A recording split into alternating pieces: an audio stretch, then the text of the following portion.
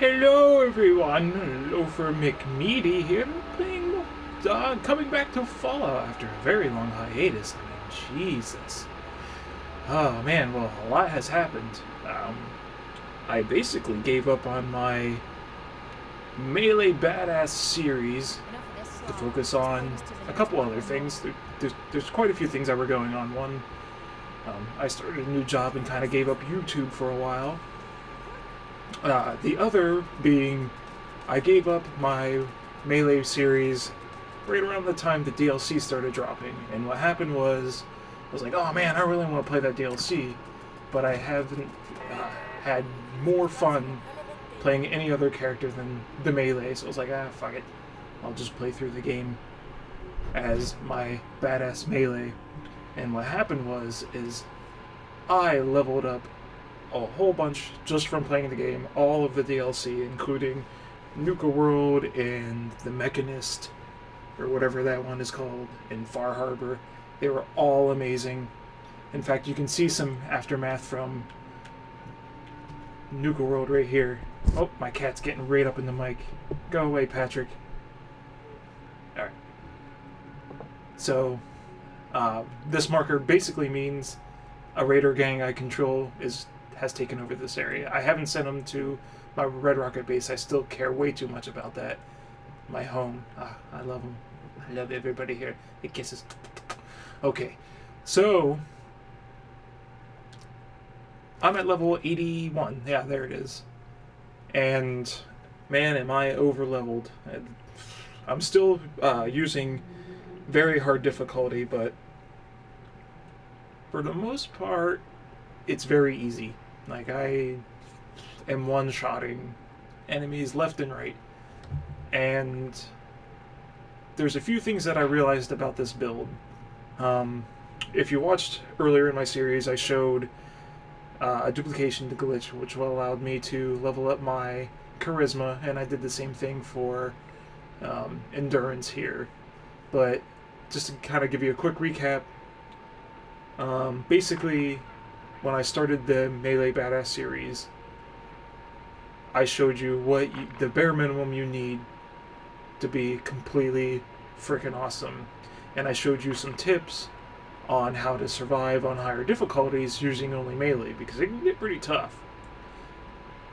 But, retrospectively, I'm just going to go through some perks that are super useful for the build and what you should be doing if you want to reach this maxed out kind of level without a duplication glitch, without essentially overpowering yourself with all this stuff. As you can see, I didn't even fill up perception because it's essentially worthless completely for this build. You should literally only need perception if you want to be a sniper, or that's actually pretty much it, or some sort of gunman similar to the sniper, I guess. So let's break it down. Pain Train. So when I started the series, I thought Pain Train was going to be freaking sweet. You know, you wear power armor and run into guys. It was going to be awesome.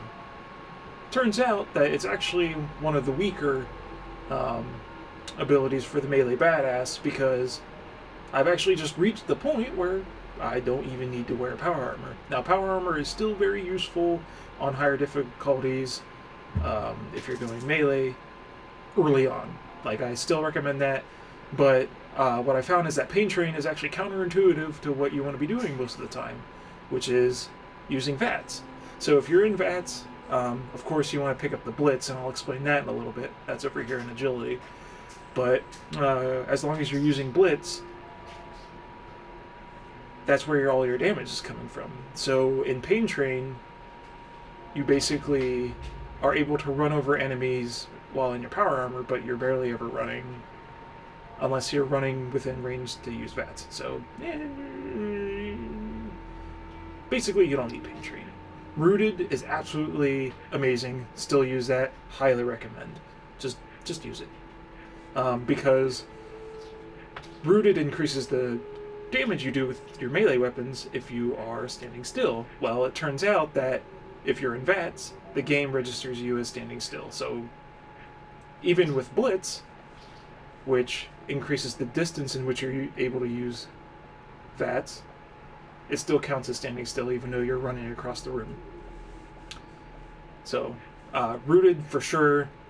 Of course, I liked maxing out blacksmith and armor to both increase my armor mods, which help me actually negate completely negate the usefulness of power armor.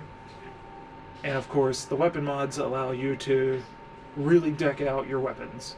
And I'll tell you what melee weapon actually ended up being better for me than most of the unique melee weapons. Of course, you max out big leagues.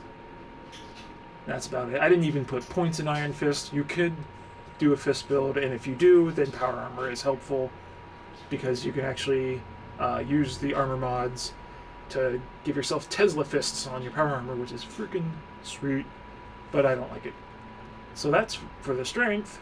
Perception, literally need nothing.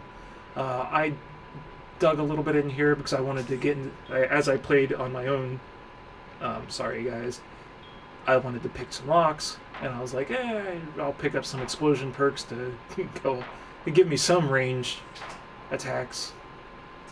And then you actually need very little to no endurance.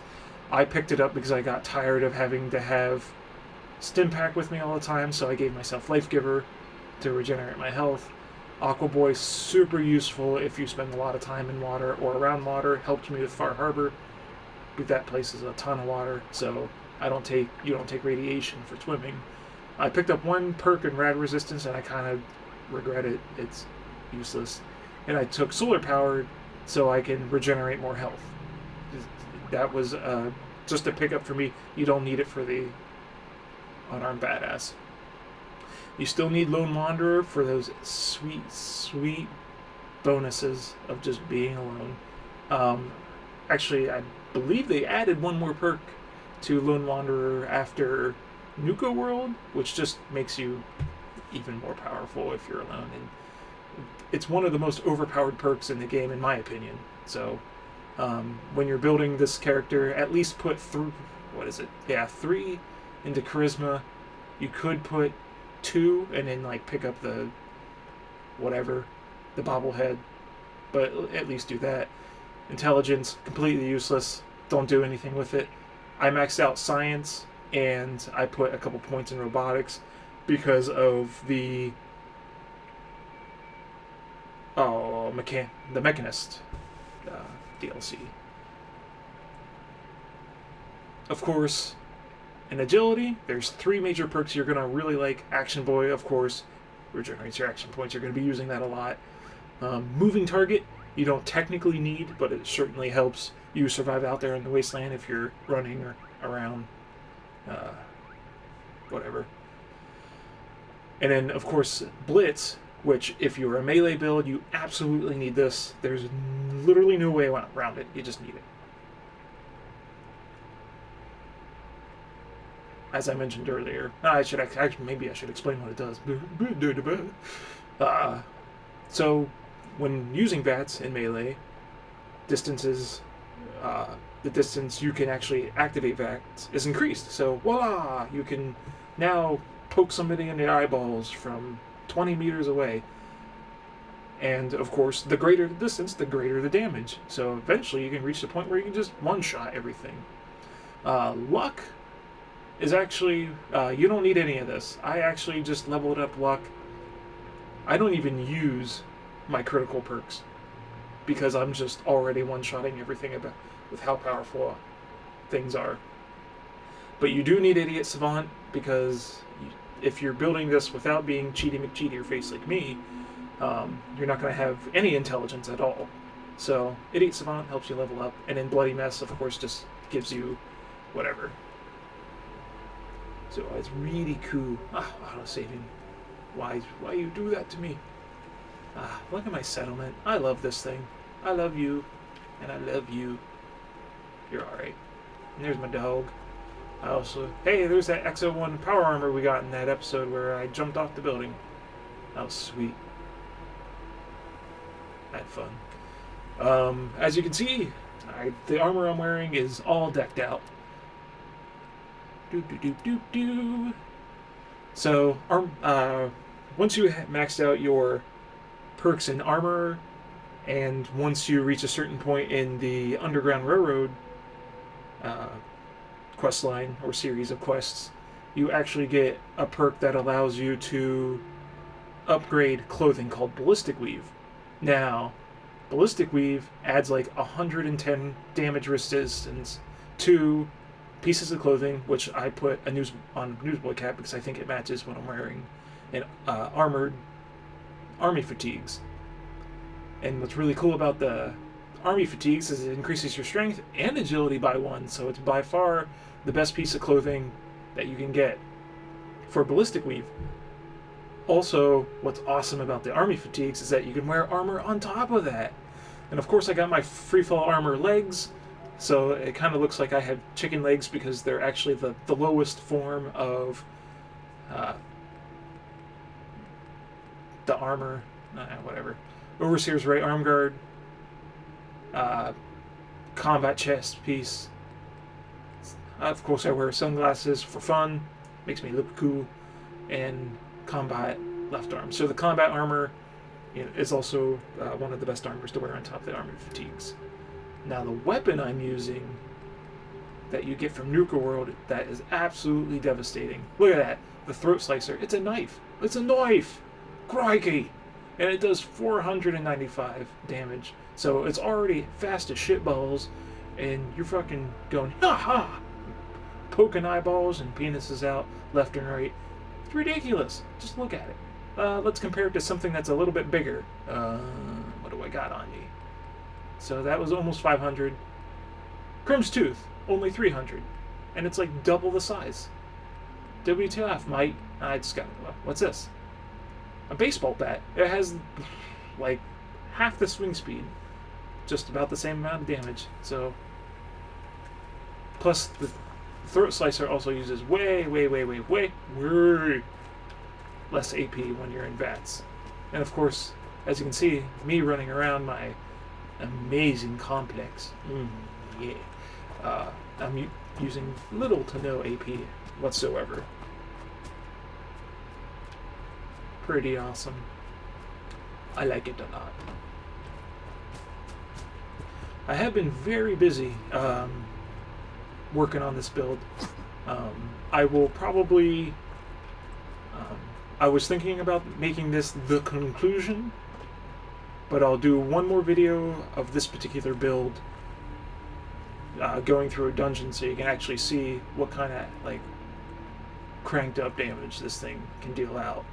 But everything that I showed you is the Raiders is the absolute best you can get this, and I just picked up perks that literally do nothing to help with the actual badassness of it. So, just watch this. Watch. I mean, I guess these are still low-level Raiders, but poke and dead. DED. And of course I'm taking little to no damage from these yahoos. So let's take him out. Yeah. Alright. I'm gonna run this way. I'm gonna come up here and hide. Yeah. Alright. Well, I'm gonna find myself some trouble to get into, and I'll see you guys in the next episode.